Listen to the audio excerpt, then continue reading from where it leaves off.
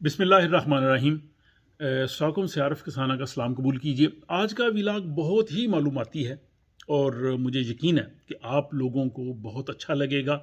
इसमें बेशक आप आला तालीम याफ्ता हों या अगर आपने ज़्यादा तालीम हासिल नहीं भी की, आप साइंस पढ़े हैं या अगर आपकी साइंस की तालीम नहीं भी, मैं कोशिश करूँगा कि बड़े सादा अल्फाज में ऐसे हकायक आपके सामने रखूं कि आप यकीनन जो है वो इसे पसंद करेंगे, बल्कि दूसरों से शेयर करेंगे। और वो हकायक ये हैं कि जब इंसान अपनी तख्लीक के हवाले से गौर करता है, खुदा भी कहता है बार बार तुम अपनी तख्लीक के हवाले से गौर करो और किस तरह से हमने इस दुनिया को बनाया है। और इस हकीकत को वो लोग जो इस शोबा में काम करते हैं, एम्ब्रियोलॉजी में, मेडिकल रिसर्च में, वो लोग ज़ाहिर इस चीज़ को और ज़्यादा जो है वो कुर्बत से जानते हैं। और अगर इंसान हों या जानवर हों, इनकी जो तख्लीक का खुदा ताला ने ऐसा निज़ाम रखा है कि ज़ाहिर वो एक नर और मादा से इंसान की तख्लीक होती है, और वो तख्लीक के इतने दिलचस्प जो हैं वो मराहल हैं कि और उसमें खुदा की कुदरत एक एक जगह पे इस तरह से सामने आती है कि इंसान की अक्ल दंग रह जाती है कि किस तरह से इतने मुनज़्ज़म तरीके से खुदा ने ये सारी चीज़ बनाई है। अब बड़े दुनिया के बड़े बड़े जो साइंसदान हैं, फ़लसफ़ी हैं, वो सब ये मानते हैं कि ये जो कायनात है ये अदम से वजूद में, ये नथिंगनेस से पहले कुछ भी नहीं था। सब इसको मानते हैं। फिर वो कोई बिग बैंग थ्योरी को मानता है किसी को, लेकिन सबका ये कहना है कि पहले कुछ नहीं था। अब जब कुछ नहीं था तो जो इतनी बड़ी कायनात बनी है, बाकी चीज़ों की मैं बात नहीं करता, ज़मीन व आसमान की या खुदा ने बेशुमार चीज़ें जो कुरान में बार बार मिसालें दी उसकी नहीं, सिर्फ इंसान की जो अपनी तख्लीक है, सिर्फ इंसान की, या इसमें ज़ाहिर जानवर भी आ जाते हैं हयातियाती तौर पे। अब देखें कि जब एक किसी नए इंसान की तख्लीक होना होती है तो जो विरासत है या कह लें जो जीनियाती मादा, आधा बाप की तरफ से और आधा माँ की तरफ से आता है। और जो नर की तरफ से जो एक कह लें कि जो उस नए इंसान की जो तख्लीक होनी होती है, वो जो सेल जाते हैं जिनको स्पर्म कहते हैं, वो अरबों की तादाद में होते हैं, मिलियंस होते हैं। लेकिन दूसरी जानब जो इंसानों में जो अमूमी तौर पे यही होता है कि सिर्फ एक जो है ना वो अंडा होता है, उस अंडे से सिर्फ एक स्पर्म ने मिलना होता है। लेकिन वो कितने होते हैं? Millions and millions. वो इस पे खुदा ने क्यों ऐसे बनाए मिलियंस, हालांकि एक काफ़ी था। वो मिलियंस ऐसे ही कि जब वो मतलब जो उस कह लेंगे फर्टिलाइजेशन का जो प्रोसेस होता है, जिसको उसमें जो बेशुमार जो हैं वो ज़ाहिर है वो आगे नहीं जा सकते, वो डेड हो जाते हैं, मर जाते हैं। लेकिन जब वो उस करीब अंडे के करीब पहुंचते हैं तो अब देखिए कि हज़ारों स्पर्म जो हैं वो सैकड़ों उस अंडे के इर्द गिर्द होते हैं, लेकिन सिर्फ एक स्पर्म की ज़रूरत है जो उस एग को बारावर करे, फर्टिलाइज करे, ताकि अगले इंसान की जो है वो तख्लीक हो। अब खुदा ने किस तरह से ये देखें इसका जो डिज़ाइन है स्पर्म का, ये किस तरह से खुदा ने डिज़ाइन किया है। और इसमें वो एक पूरी वो कहते हैं कि जिस तरह एक जदीद रॉकेट की एक मिसाल है वो दी जाती है। अब इसमें ज़्यादा तफसील से अगर मैं बात करूँगा तो व्लॉग लंबा हो जाएगा। अब वो जो ये जब वो अंडे के करीब पहुँचते हैं तो अंडे के जो एग होता है वो कह लेंगे 100 माइक्रोन उसका साइज़ है, यानी वो बड़ी से बड़ी जो माइक्रोस्कोप है ना, उसमें भी बहुत छोटा सा एक कतरा सा नज़र आता है। यानी वो आम आँख से तो देखा ही नहीं जा सकता, माइक्रोस्कोप से भी एक छोटा सा नज़र आता है। 180 to 100 माइक्रोन उसका जो है वो डायामीटर होता है, जो कुतर होता है उसका बहुत छोटा होता है, और स्पर्म से तो उससे भी छोटा है। अब जब वो इससे जाके मिलता है उसके जाके, तो उसमें से सिर्फ एक स्पर्म जो है उसने अंदर जाना है। अब एक स्पर्म जब अंदर जाता है तो जो अंडा है उसकी जो झिल्ली होती है, जुना पेलोसिडा उसको जिसको कहते हैं, वो ब्लॉक कर देती है बाकी स्पर्म्स को। और कई दफ़ा हमने माइक्रोस्कोप के नीचे देखा है कि बहुत से स्पर्म जो है वो अंडे के इर्द गिर्द होते हैं, वो कोशिश कर रहे होते हैं लेकिन जा नहीं सकते।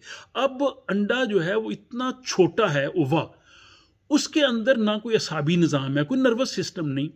किस तरह से वो एक को अलो करने के बाद उसके बाद वो बाकियों को अलो नहीं करता, वो प्रोटीन कैसे बनती है, हाउ इट स्टॉप्स। और जब एक स्पर्म अंदर जाता है तो फिर उसकी जो दुम होती है वो अंदर जाते ही उसकी दुम जो है वो कट जाती है, वो बाहर रह जाती है। अगर वो दुम के साथ अंदर चला जाए तो फिर अंदर वो घूमता रहेगा और अंडे को जो है वो कह लें कि वो उसको ज़ाया कर देगा।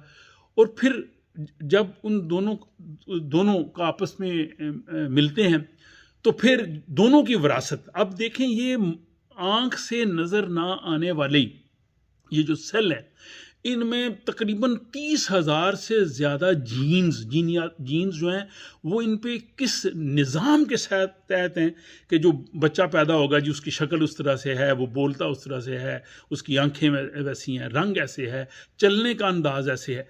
ये कैसे खुदा ने उस अंदर उस डिज़ाइन के अंदर कर दिया कि जब ये दुनिया नथिंगनेस से थी, अब ये इतना शानदार डिज़ाइन, और वो जीन इस तरतीब से होते हैं कि अगर एक भी इधर उधर हो जाए तो जो है वो इंसान जो पैदा होगा वो दुरुस्त नहीं होगा, उसमें बहुत सारी जो है वो बीमारियां, या वो सही शक्ल के नहीं होगा। तो ये सारी खुदा की कैसी तख्लीक है। और फिर जब ये कह ले जब बारावर हो जाता है, स्पर्म से मिल जाता है, दोनों प्रोन्यूक्लियस मिलते हैं, एक अगले इंसान की या अगली जान की जो है वो तख्लीक होना शुरू होती है, वो बड़े दिलचस्प मराहिल है। अब ये जो अंडा आप देख रहे हैं ओवम, इसके इर्द गिर्द जो है वो छोटे छोटे जो है वो आपको ये पहिए के जैसे होते हैं ना उभार, वो नज़र आ रहे हैं जिसको कोमस सेलर्स कहते हैं। अगर ये ना होना तो ये आगे चल नहीं सकता, क्योंकि इसके तो कोई इसके पास और कोई चीज़ नहीं। ये सेल इसको चलने में मदद देते हैं, रोल करते हैं, आगे आगे ये चलता है। और उसके बाद जो अंदर फिलोपियन ट्यूब और जो वो कह लें कि अंदर होती है नाली, उसके अंदर खुदा ने ऐसे वॉल्व्स लगाए हैं कि जो पीछे की तरफ नहीं उसको आने देंगे, आगे की तरफ जाने देंगे, यानी बैकवर्ड फ्लो नहीं है। अब ये सारा जो मामला है, सारी चीज़ पे अगर आदमी गौर करता है एक एक स्टेप पे, ये किस तरह से ये सारा डिज़ाइन हुआ है। और इसके बाद फिर अब आइए कुरान की वो आयत की तरफ कि फल यंजुरुल इंसान मिम्मा खुलका मिन माइन दाफिन यखरुजु मिन बैन सुलब, कि हमने इंसान को जो है वो किस चीज़ से पैदा किया है, यानी वो एक माया है, एक पानी की तरह की ऐसी चीज़ है जिससे हमने इंसान को पैदा किया। ये सूरा अत-तारिक में है। और फिर आगे ये कहा गया है कि बेशक इंसान पे एक ऐसा वक्त गुजरा है कि वो कोई काबिल ज़िक्र चीज़ नहीं था। अब इसको आप देखें, ये माइक्रोस्कोपिक सेल्स हैं जो बड़ी बड़ी खुर्दबीन से भी मुश्किल से मतलब उस बड़े नज़र आते हैं। आम खुर्दबीन से तो बिल्कुल मामूली से जो नज़र आएंगे, यानी कोई मामूली चीज़ नहीं है जिसको कुरान ने जिसकी तरफ कहा। और फिर ये कहा कि बेशक हमने इंसान को मखलूत नुतफ़ा से पैदा फरमाया, जिससे हम तौलीद के एक मरहले से दूसरे मरहले तक ले जाते हैं। ये सूरा अद-दहर की आयत 1 और 2 में बड़ी खूबसूरती से इस तरफ जो है वो याद दिलाई गई। और फिर आगे सूरा ar-रूम की आयत 8 में क्या इंसान से पूछा गया, अवलम यतफक्करू फी अनफुसिहिम मा खलक़ल्लाहु वस्समावाति वल अर्ज़ वमा बैनहुम इल्ला बिल हक़ अजलुम मुसम्मा, के क्या तुम अपनी जान पे, नफ्स पे गौर नहीं करते कि किस तरह से इंसान ने ज़मीन आसमान और सारी चीज़ों को बनाया और तुम्हारे लिए एक वक्त मुकर्रा हो गया।